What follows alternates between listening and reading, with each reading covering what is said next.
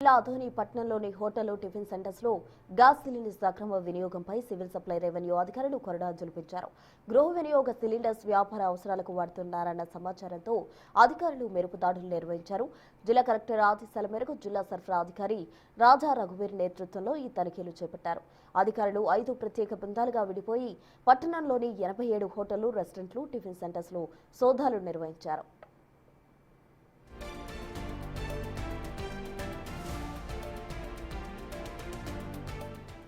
ఈ తనిఖీల్లో commercial cylinders వాడాల్సి ఉండగా తక్కువ ధరకు లభించే గృహ వినియోగ గ్యాస్ సిలిండర్స్ ను అక్రమంగా వాడుతున్నట్టు అధికారులు గుర్తించారు.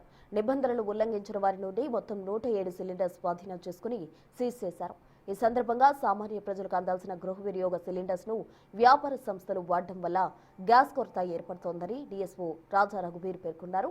డొమెస్టిక్ గ్యాస్ ను కమర్షియల్ అవసరాలకు వాడడం చట్టరీత్యా నేరమని తెలిపారు.